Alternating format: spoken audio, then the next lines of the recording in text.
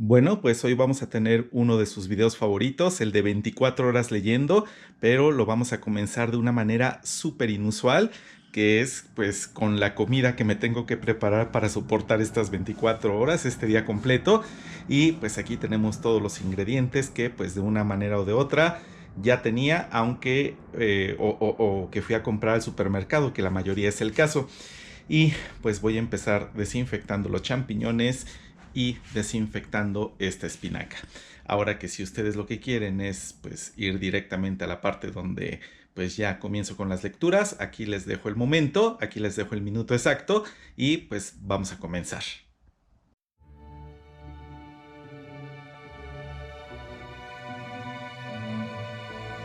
Bueno, pues los champiñones y las espinacas se están desinfectando y mientras terminan, pues vamos a hacer la sopa. Vamos a hacer una rica sopa de letras y pues voy a entonces a moler, a licuar estos 4 jitomates con este ajo porque a mí me gusta muchísimo el sazón que le da el ajo a la sopa, pero no solo eso, también me gusta hacerla con un toque picante, entonces le pues echo este chile serrano y una tercera parte de esta. Y después, obviamente, pues la voy a sazonar con, porque no le voy a poner caldo de pollo natural, digámoslo así, o sea, directamente las piezas del pollo, sino que le voy a poner este sazonador. Y pues bueno, vamos a empezar a hacerlo. Miren, pues no les voy a decir que soy un excelente cocinero, pero algo sé. O sea, pues más allá de una sopa maruchan, sí me sé hacer. Y sí sé hacer platillos más o menos complejos, pero ahorita de lo que se trata es de hacer esta sopita y pues sí me gusta mucho con un sazón muy especial, muy particular. Entonces, pues vamos a empezar. Vamos a eh, irle poniendo los jitomates a la licuadora. Y pues, como les digo, no soy evidentemente un experto en lo que se refiere a la cocina, pero sí me defiendo y eso es lo importante. Entonces, yo sé que hay quienes no sabrán cocinar absolutamente nada, que lo que yo estoy haciendo les parecerá muy complejo. Hay por el contrario quienes van a saber muchísimo, que van a ser expertos, completos expertos, y que ya me habrán encontrado un montón de cosas que ustedes dirán, no, pues es que eso no lo deberías de hacer así, deberías de hacerlo de otra manera. Bueno, finalmente ustedes saben que cada quien tiene su estilo y pues este es el estilo y este es el sazón que a mí me gusta en lo particular.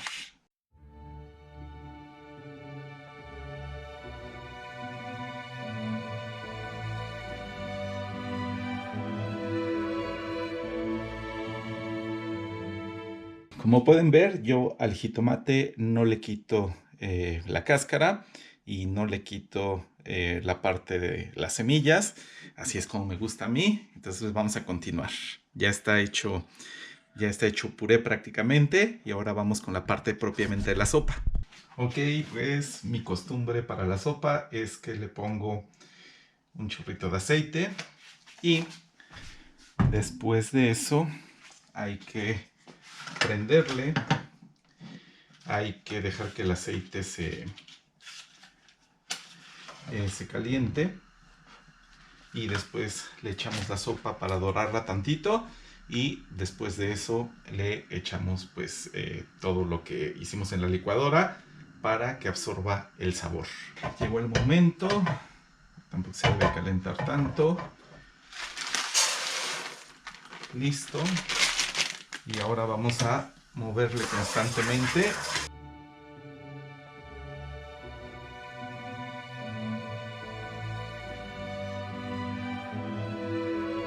Miren, aquí está el resultado final y pues como siempre le hago, voy a probar la sopa para ver qué tal está, a ver si no le falta algo y pues aquí ya tengo el platito. Vamos a ver, ahora sí, vamos a comenzar con la parte de la ensalada. Bueno, pues voy a empezar con la ensalada. No va a ser una ensalada especial. De hecho, mi mejor ensalada es una que hago con apio combinada con vinagre y con mostaza, que sale excelente. En este caso, esta que va a ser bastante más sencilla, pues va a tener espinaca, va a tener champiñones, también va a tener aceitunas, zanahoria, va a tener pepino, eh, le voy a picar cebolla también, queso parmesano, aguacate, eh, y también le voy a poner pimiento y probablemente, todavía no lo decido, le voy a poner almendras. Y, por cierto, obviamente pues tiene que ir con su toque de aceite de olivo extra virgen. Y pues bueno, pues voy a comenzar.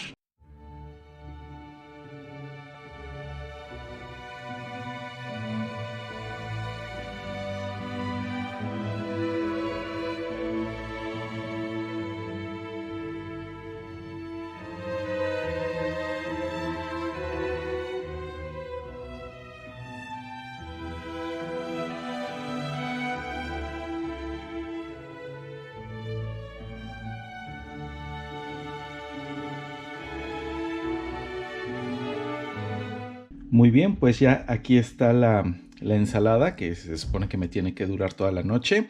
Entonces, a ver, voy a probar esta parte de jitomatito con, bueno, tantas cosas que le puse. Y pues vamos a probarle. Vamos a ver, uno de los platillos va a ser, pues muy sencillo, va a ser yogur con granola, yogur sin azúcar añadida, yogur natural. También voy a hacer una ensalada de manzana combinada con plátano y miel. Y pues y por ahí también tengo unas conservas. Voy a combinar pepinillos que me gustan muchísimo con unos elotitos tiernos también en conservas, y todo eso lo voy a combinar y algunas cositas más a lo largo de estas siguientes 24 horas para que pueda rendir muchísimo a la hora de leer. Muy bien, pues vamos a seguirle. Nada más le voy a poner un poquito más de parmesano y pues vamos a lo que sigue. Ahora sí, después de esta intensa sesión de preparar la comida para mis próximas 24 horas, eh, por fin podemos empezar con la parte de lectura. Y pues en uno de esos videos que pues yo creo que pudieran ser los preferidos de este canal, los preferidos de ustedes, de 24 horas leyendo. ¿Qué fue lo que escogí? ¿Cuáles son mis posibles lecturas para las próximas 24 horas? Ahorita, pues, fíjense nada más, viernes de vacaciones, es el primer viernes de estas vacaciones, viernes 29 de marzo de 2024, y pues uno, en lugar de andar divirtiéndose ahí en el antro o algo así por el estilo, pues aquí me ven haciendo actividades altamente nerds en mi biblioteca y pues cocinando, porque pues eso es finalmente lo que me gusta, andar leyendo, no, es de lo mejor.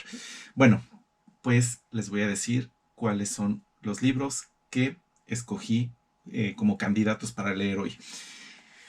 Bueno, pues son vacaciones, tengo mucho tiempo, muy entre comillas, es un decir, para poder leer, así que escogí mis lecturas pendientes más difíciles y que ya forman parte de mis propósitos lectores para este año.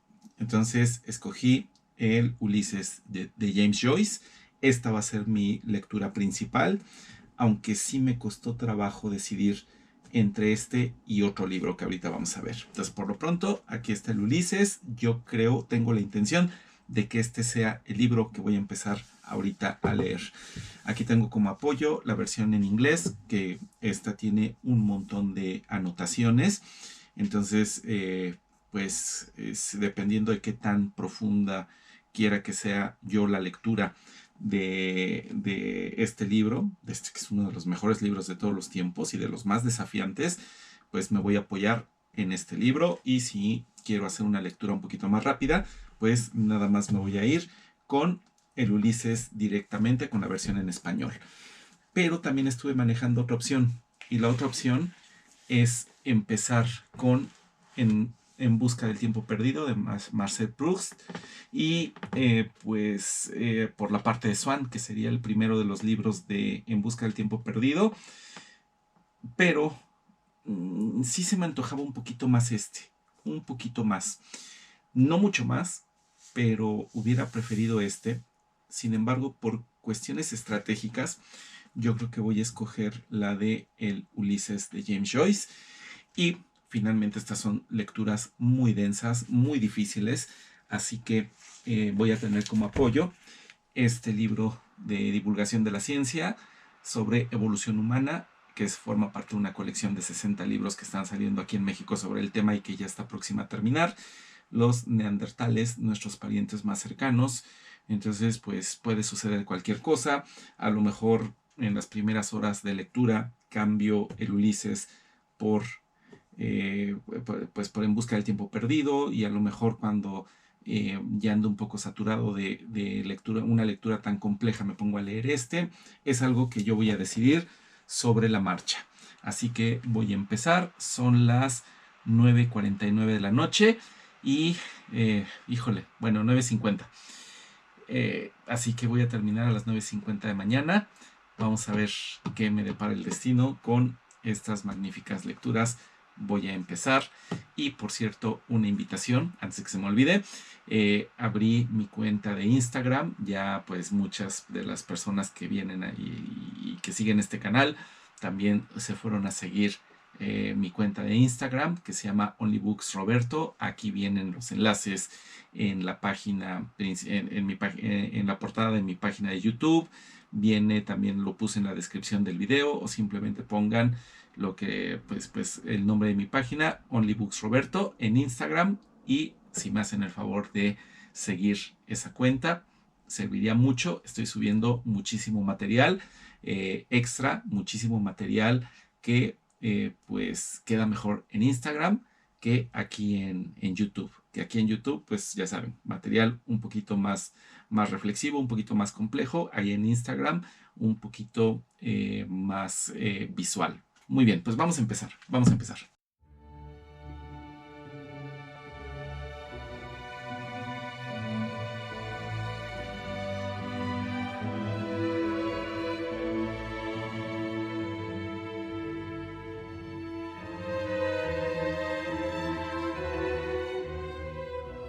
Bueno, pues ya estoy aquí de nuevo. Tuve que hacer una pausa.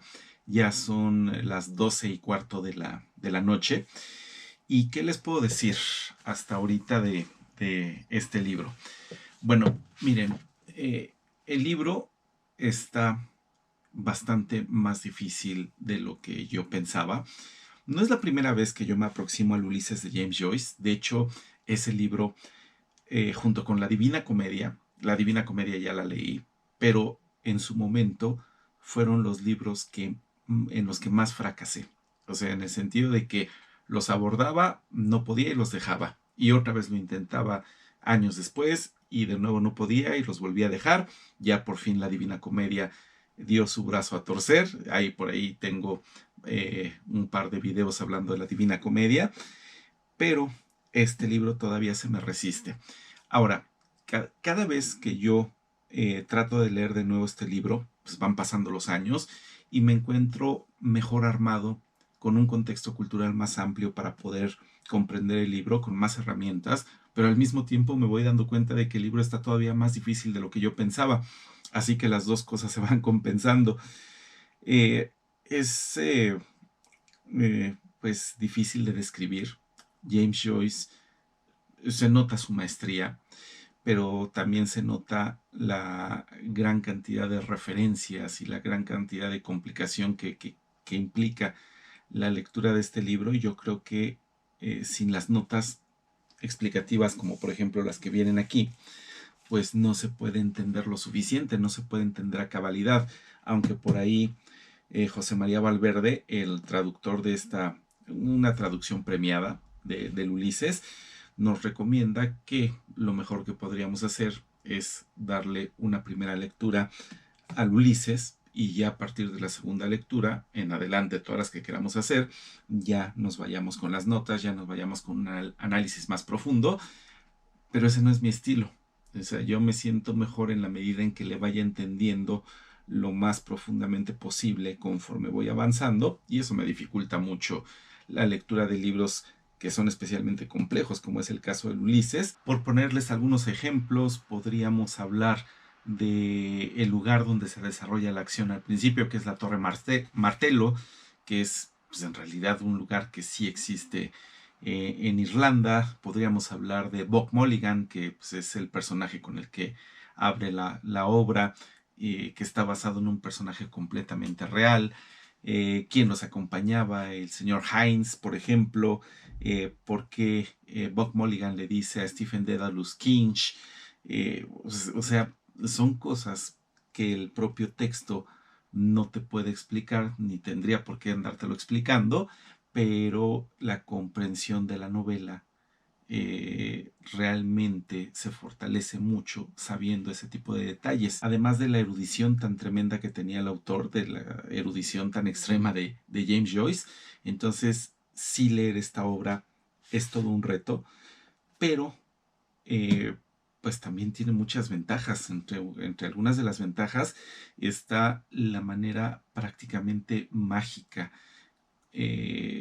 con la cual James Joyce te logra trasladar a los lugares que él está describiendo en el libro, en este caso la Torre Martello. Es como si tú estuvieras ahí, como si tú estuvieras observando el mar, como si tú estuvieras oliendo la sal del mar en el aire.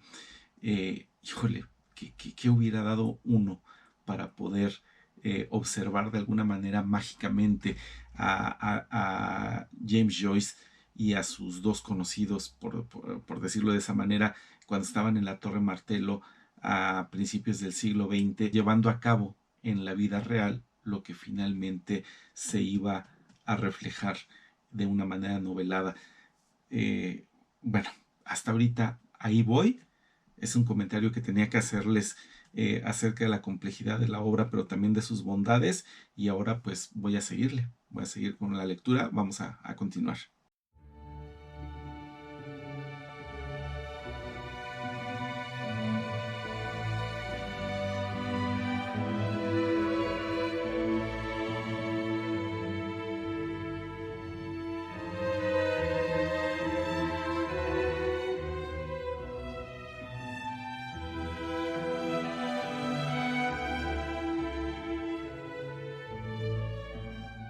Son las 7 de la mañana, 6:58.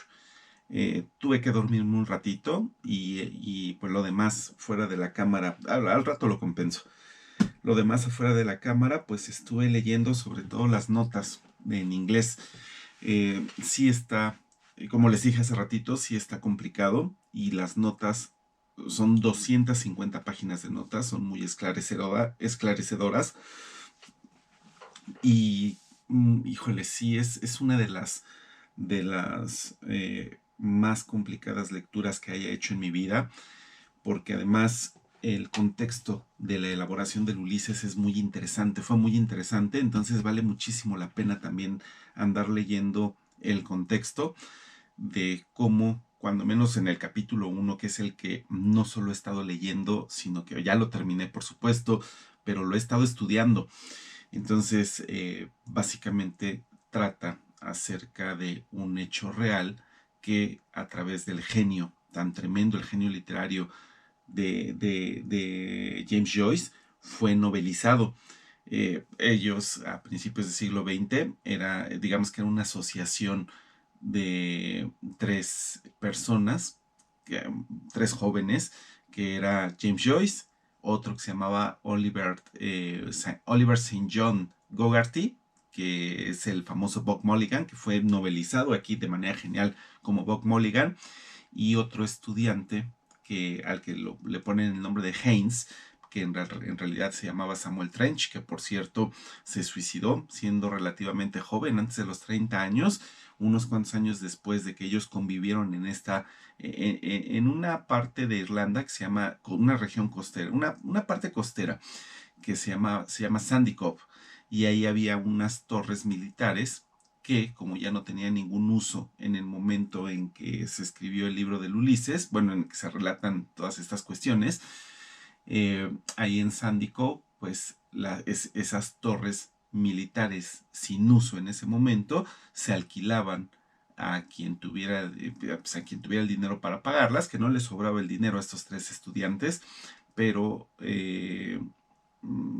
pero entre los tres lograron juntar para alquilar una de estas torres, la Torre Martello, que es visitada por los admiradores, todavía el día de hoy es visitada por los admiradores del autor, de James Joyce, para, pues ya saben, pues, como una manera de estar, de tocar, de sentir el lugar donde todo comenzó, donde esta historia comenzó. Que por cierto, esa asociación duró muy poquito tiempo, duró una semana, porque Samuel Trench en la vida real tuvo una pesadilla con una pantera, y supuestamente esa pesadilla fue tan vívida que Samuel Trench, en medio de sus delirios, sacó un arma y la disparó hacia la pantera, y eso desquició tanto a James Joyce que ese mismo día él ya no regresó, se fue. Y este hecho no solamente queda reflejado, queda mencionado, no reflejado, sino digamos que queda mencionado al inicio del Ulises, pero Oliver St. John Fogarty, él sí lo menciona en sus memorias o lo menciona en algún libro que él escribió. Sí, son demasiadas cosas, son demasiados detalles. Eh, Se pierde demasiado en el Ulises en español. Sin embargo, pues imagínense, y eso que es una traducción premiada, la de José María Valverde, pero como que sí son muchos detallitos. No es como para traumarse, yo diría que quien quiera leer el Ulises así nada más, incluso aunque sea como esta, una obra que no tiene notas explicativas, pues que lo haga. Finalmente yo soy medio obsesivo con esto.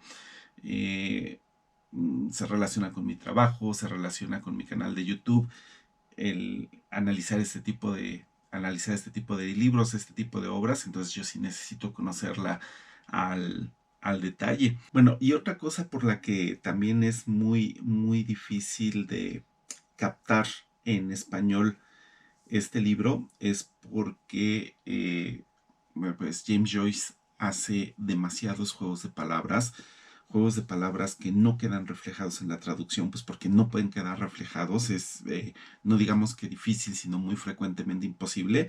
Por ejemplo, hay una frase que maneja James Joyce, que es body and soul and blood and uns, y esa parte que dice uns, en realidad pues, es una especie de abreviación que hace el mismo Joyce, de guns, o sea, heridas, guns, heridas, él dice uns, y sería cuerpo, y dice en el texto, eso es lo verdaderamente cristiano, cuerpo y alma, y sangre y heridas, que en el texto lo hacen un poquito más poético. Dicen cuerpo y alma y sangre y llagas. Eh, pero aún así no alcanzan a reflejar este juego de palabras. De hecho, no solo es que no lo alcancen a reflejar, no, el autor, perdón, el traductor no lo refleja para nada.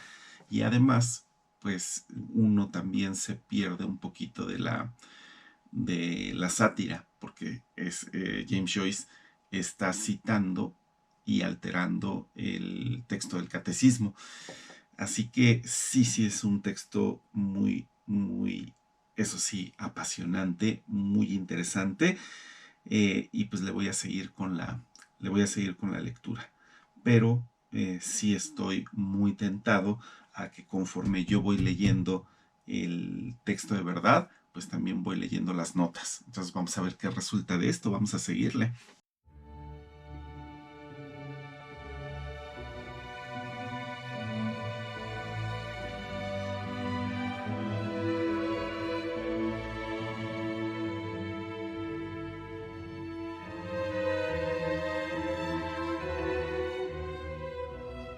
Bueno, pues ya llevo 2 capítulos completos, en parte apoyado por las notas, por la información adicional que se nos da.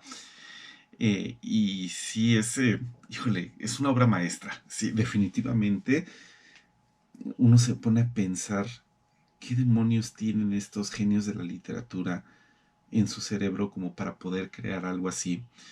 Ya lo decía por ahí Stephen King, Stephen King decía que pues, él era un buen escritor, se consideraba un buen escritor, muchos lo consideramos un buen escritor, pero él decía los más extraordinarios escritores, no, esos están en un pedestal muy aparte y no se puede aprender a escribir como ellos, o se nace con esa habilidad.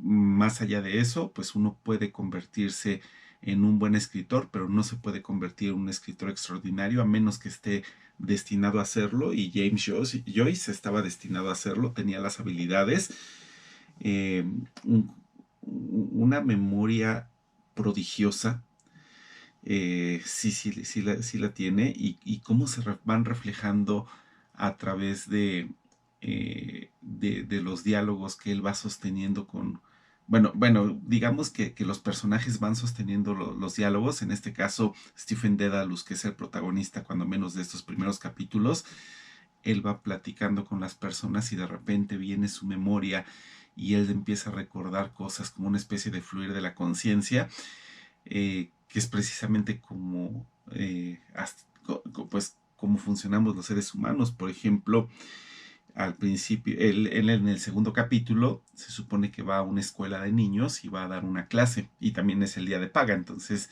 va con un poquito más de gusto porque le van a pagar su salario, y pues mientras él está enseñando, o mientras poquito después él está hablando con el director, mientras él habla o escucha a los demás hablar, se le van ocurriendo cosas, así como a mí se me van ocurriendo cosas. Por ejemplo, él está hablando sobre esa famosa batalla donde Pirro, el rey del Épiro, una región griega, es llamado por los habitantes de Tarento. Los habitantes de Tarento era una colonia que fundaron los griegos en el sur de Italia, y esa colonia fue atacada por los romanos. Entonces los habitantes de Tarento fueron a la región griega del Épiro para pedirle ayuda al rey Pirro, y efectivamente el rey Pirro los ayudó y derrotó a los romanos, pero a un costo muy alto, la famosa victoria pírrica. Hay que recordar esa frase de Pirro de una victoria más como esta y estamos todos arruinados. Eh, Mientras yo estaba leyendo esa parte, la palabra Épiro me recordó que la mamá de Alejandro Magno, Olimpia, la esposa de Filipo de Macedonia, era precisamente el Épiro. Entonces, pero no lo recordaba. Ahorita lo verifiqué en internet, no lo recordaba con toda certeza. Resultó que sí, mi recuerdo era correcto. Entonces, pues me estaba pasando exactamente lo mismo que le pasa al personaje de Stephen Dedalus mientras está platicando con los demás. Yo estoy platicando, digamos, entre comillas, con James Joyce a través de su libro, y las palabras que él dice también me llevan a un fluir de la conciencia. Es una obra genial, pero también es una obra, es de esas que si uno tiene aspiraciones, por ejemplo, a escribir,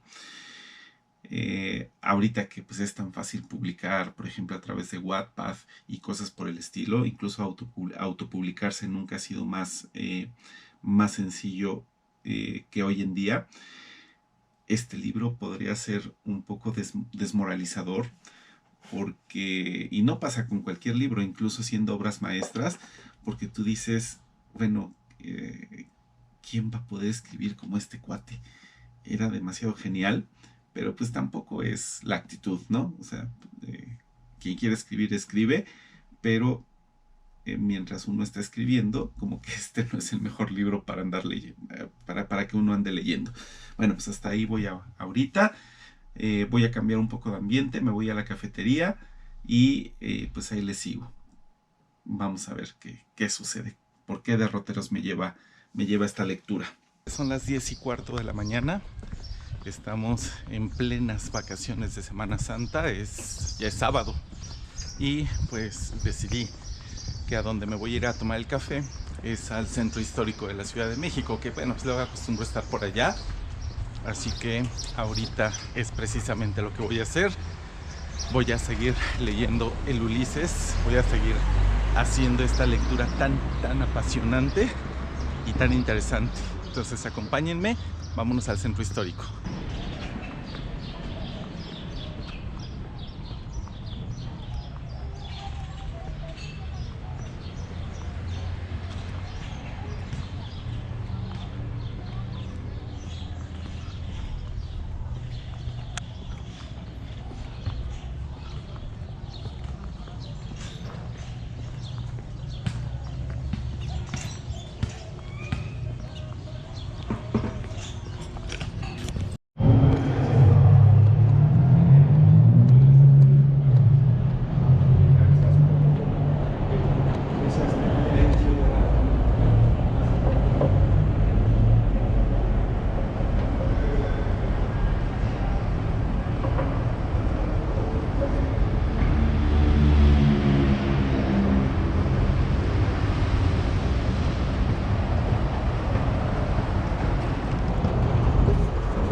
pues ya estoy aquí en el centro histórico. Aquí están viendo la Catedral Metropolitana, que esta catedral para muchos es el edificio más importante de todo el país. Y aquí están viendo el Zócalo, que bueno, casi nunca está despejado, casi siempre está ocupado, y más ahorita que están remodelando esta parte del centro histórico.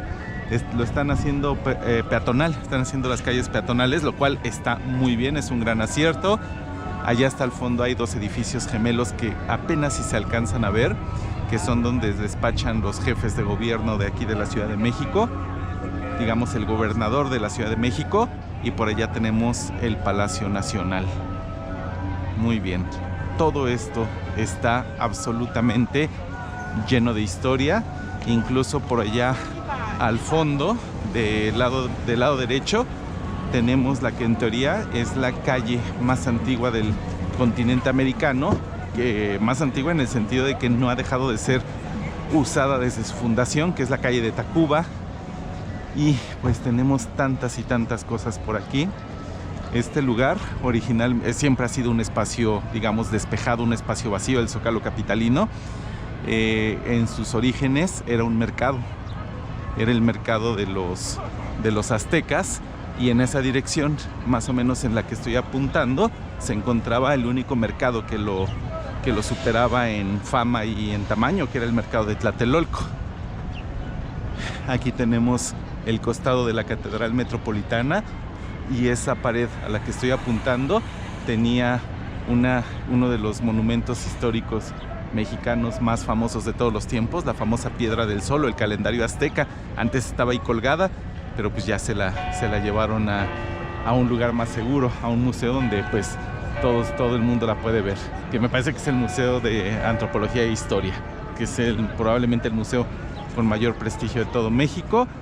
Entonces, bueno, pues aquí es a donde estoy viniendo ahorita a leer un ratito, y me voy a ir. Este lugar siempre es muy turístico, ¿eh? Aquí van a ver turistas de todas partes del mundo, literalmente vienen millones de turistas al año, no es para menos, aunque también aquí en México pues hay muchísimo turismo a playas, pero si es turismo cultural, pues muchos vienen aquí a la Ciudad de México, es como que el destino preferido. Y ahorita me voy a meter a la que es probablemente la calle más importante de todo el país. Perdón por ser un tanto destacar la importancia de la Ciudad de México, ahí probablemente en otros estados de la República sostengan que tienen calles más importantes. Por favor, pues pongan su sentir aquí en la sección de comentarios. Pero bueno, estamos en la calle de Francisco y Madero, o simplemente la calle de Madero como se le conoce más, que es, desde mi punto de vista, la calle más famosa e importante del país. Ya si hablamos de avenidas, o sea, de cosas más grandes, pues ahí sí se la discuten. Yo creo que Avenida Reforma o Avenida de los Insurgentes, pero en lo que se refiere a calles, vean nada más cuánta gente hay todo el tiempo. Bueno, obviamente pues en las madrugadas no, pero más allá de todo, de ese tipo de horarios, esta calle es muy céntrica, esta calle es siempre muy populosa, y ahí al fondo podemos ver el edificio más reconocible del país también, que es la Torre Latinoamericana, que ha aguantado una de terremotos. Es el edificio más alto del mundo. ¿En qué aspecto? No, o sea, no en altura total, sino el más alto del mundo, que al mismo tiempo ha sido sometido a una mayor fuerza sísmica y que la ha resistido, pues es la Torre Latinoamericana. Entonces, como les digo, aquí no importa para dónde voltees, no importa para dónde te hagas, vas a encontrar un montón de historia por todos lados. Por ejemplo, uno de los mejores presidentes que ha tenido México, o cuando menos de los más admirados, que ha sido Francisco I. Madero, es el presidente al que yo más respeto, aunque era demasiado ingenuo. Terminaron por darle un golpe de estado, uno de los peores presidentes de México, que fue Victoriano Huerta.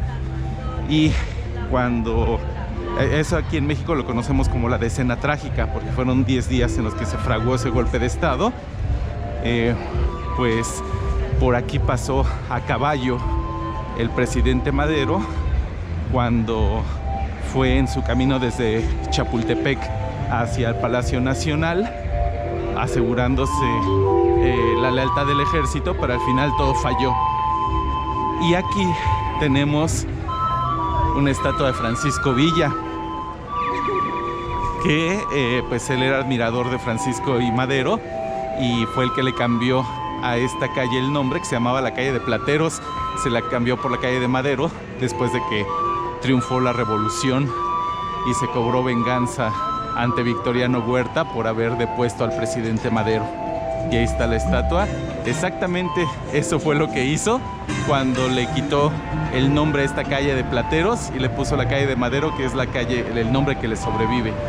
Aquí tenemos, por ejemplo, la Profesa, que es también una iglesia increíblemente antigua, una iglesia bellísima y parte del plan para la independencia de México a principios del siglo XIX, a principios de los 1800.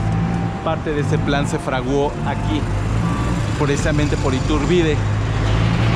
Bueno, pues, y a un lado de esta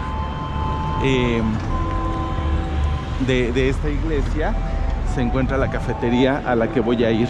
De hecho, una parte una pared de la iglesia de la Profesa, o la Profesa, como simplemente la conocemos aquí en México, pues una de sus paredes colinda con esa cafetería. Así que vamos.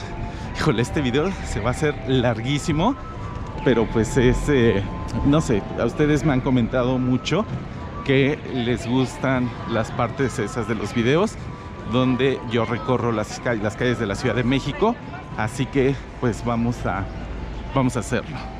Y ya estamos aquí. Bueno, muchos dirán, y Roberto, ¿por qué no te vas a una cafetería tradicional? Pues lo que pasa es que en las cafeterías tradicionales hay que consumir un poquito más y pues aquí puedes consumir un poquito menos, aunque no lo creas. Y además de que me gusta el ambiente. ¿Listos para bajar por las escaleras de Resident Evil? Pues vamos a bajar por las escaleras de Resident Evil.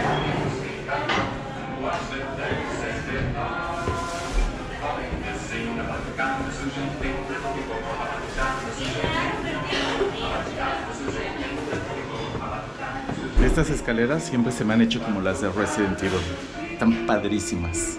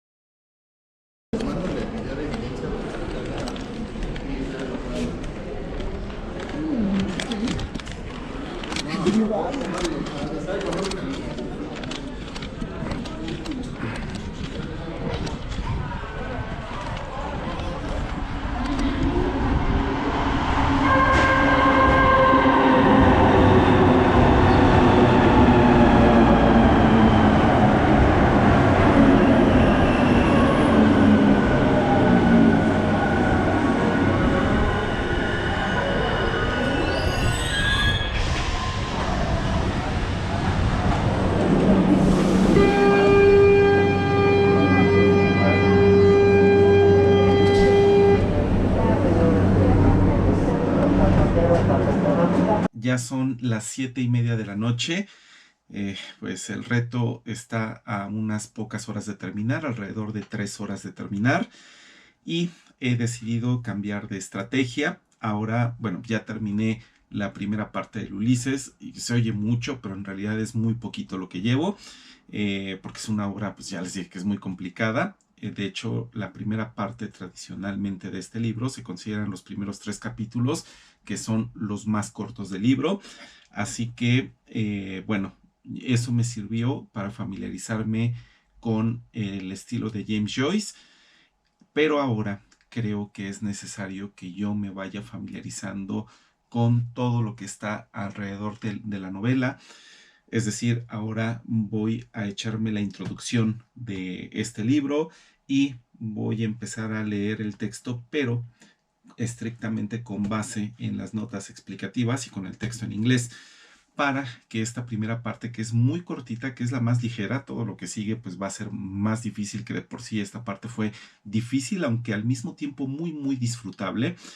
Me vaya familiarizando con el universo joyciano, y que con eso yo entienda lo más posible lo que acabo de leer y lo que va a venir después, y yo creo que esa sería la mejor estrategia que yo tengo para entender como un todo este libro tan complicado. Entonces, bueno, eso es lo que voy a hacer a partir de este momento, lo que queda en este reto de leer durante 24 horas. Voy a leer pues lo más que se pueda, el contexto, el análisis, para ya poderme sumergir una segunda vez en el texto y que ahora sí le pueda profundizar en mi nivel de comprensión. Vamos a seguir.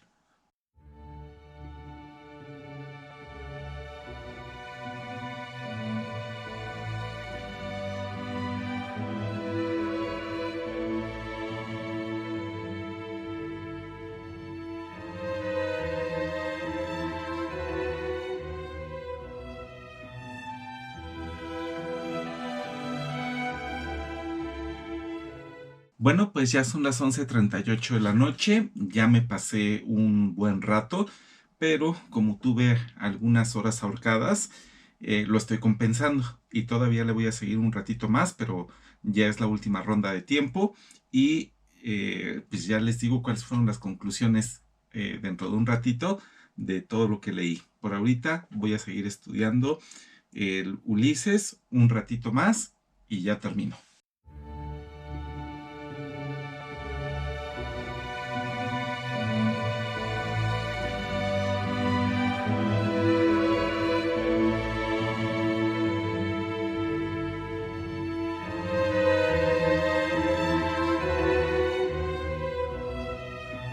Bueno, pues por fin se acabó la sesión, ya pasa de la medianoche y pues aquí están los libros.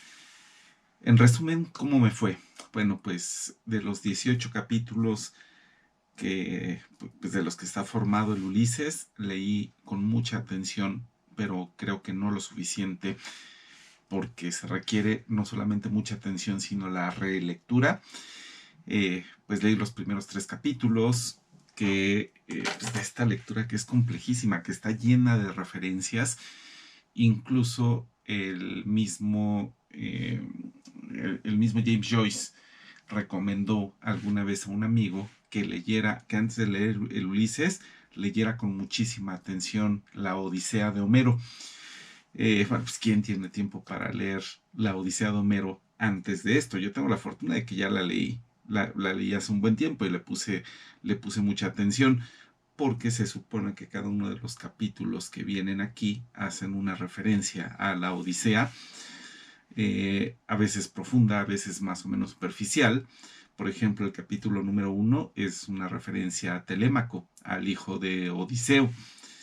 Eh, Híjole, es que sí se necesita para apreciar muy bien este libro, sí se necesita, digamos que un fondo cultural previo lo más sólido que sea posible. Pues aún así finalmente no importa, uno se puede aventar como quiera, pero sí ayuda mucho el tener ya esas referencias culturales en la cabeza.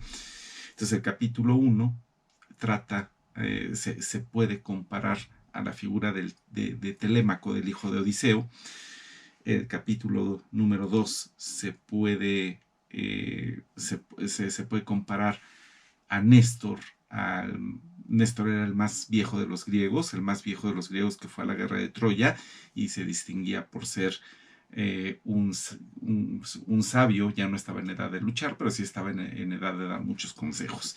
Y lo que pasa es que a esa hora de la mañana, a las 9 de la mañana, porque también va por hora, tiene una simbología rarísima este libro, muy, muy abarcadora, muy amplia. Stephen Dedalus, que es uno de los protagonistas, el otro que todavía no sale es Leopold Bloom, va a la escuela donde da clases, a dar un par de clases, una de historia y una de literatura, y ese día le van a pagar, eso ya lo dije hace ratito en el video, pero al final del capítulo se pone a platicar con el director de la escuela y el director le empieza a dar ciertos consejos, y entonces, bueno, consejos que digamos uno podrá pensar son los consejos de un hombre sabio porque ya es un hombre viejo. Es una especie de parodia porque sus consejos están muy lejos de ser sabios, pero pues aún así esa parodia tan deliciosa pues se entiende cabalmente cuando tú te das cuenta de que este capítulo le está dedicado hasta cierto punto a Néstor, a la figura de ese sabio griego. Y el tercer capítulo donde Stephen Dedalus va caminando, saliendo de la escuela ya con su pago, y va caminando por la playa para dirigirse por ahí al centro de Dublín.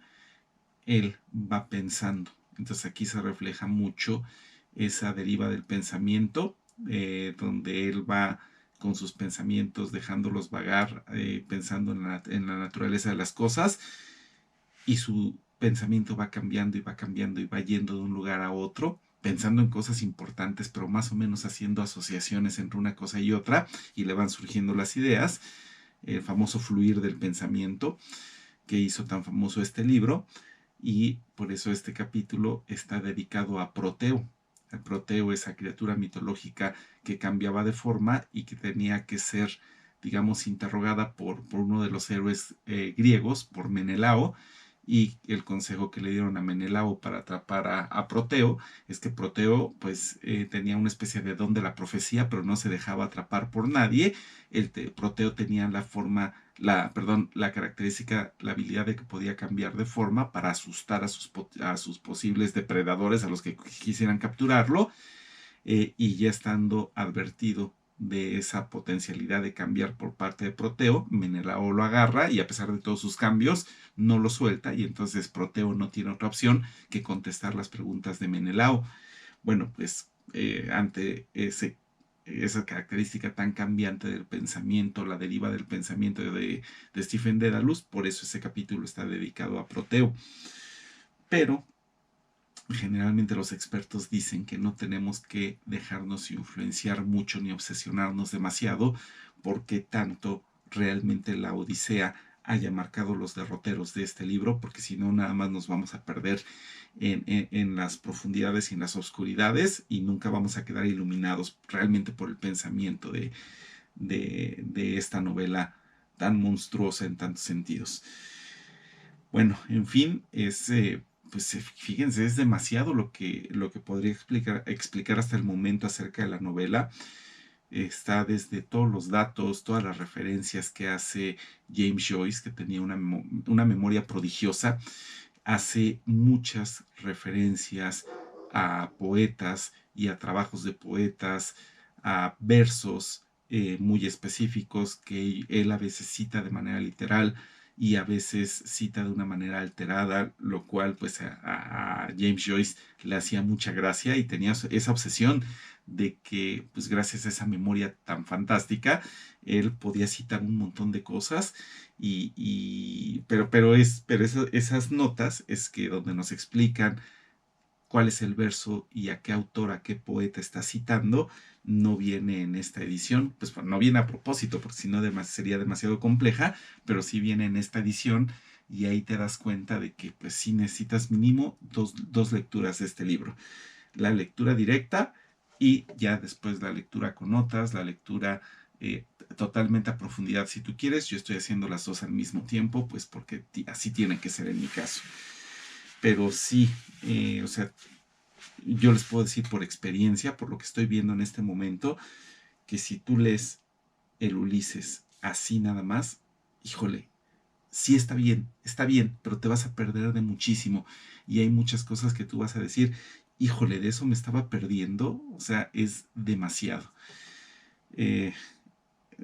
Y bueno, también otra cosa que les tengo que decir es que los capítulos son multifacéticos. Por ejemplo, cada uno de los capítulos está dedicado a un aspecto de la Ilíada, a un personaje, por ejemplo, pero también está dedicado a otras cosas. Por ejemplo, el primer capítulo está dedicado a la religión, hay otro capítulo dedicado a la mitología, otro capítulo dedicado a la literatura, y sí, el tema es predominante. O sea, por ejemplo, el primer capítulo, el dedicado a Telémaco, pues está repleto de citas relacionadas con la religión. Incluso el gordo Bob Mulligan, al principio, que es el primero que sale no es Stephen Dedalus, el primero que sale, digamos, a escena es Bob Mulligan. Empieza a ser una especie de parodia de misa, de la misa católica, en gran medida para molestar a Stephen Dedalus, que es un jesuita, pero finalmente no logra molestarlo. Entonces, sí necesitamos, así es una novela, híjole, probablemente la novela más compleja a la que yo me he enfrentado. Eh, y, y, bueno, es un abismo, pero también es muy interesante.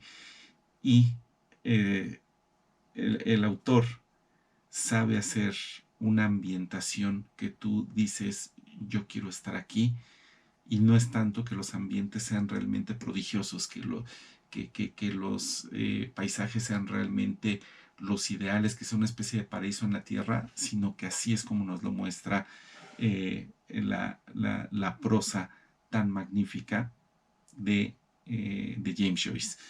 Entonces, ojalá que ustedes se animen a leer el Ulises de James Joyce. No es la última vez que voy a hacer un video acerca de él. Yo creo que mañana lo voy a seguir leyendo, lo voy a seguir analizando y estudiando, pero pues ya fuera del contexto de un video de 24 horas leyendo. Por ahorita, pues yo creo que es todo. Ya me voy a dormir. Híjole, sí, estoy cansado, pero dentro de ese cansancio está también esa adrenalina, lo estimulante que es la lectura de este libro. Que uno, definitivamente, si quieres ser un lector completo, yo creo que difícilmente te puedes perder de leer en algún momento de tu vida el Ulises de James Joyce, pero sí es una cosa dificilísima, muy difícil. ¿Vale la pena? Hasta ahorita, por completo, sí vale la pena. Muy bien, pues llegamos al final del video. Yo soy Roberto y nos vemos muy pronto.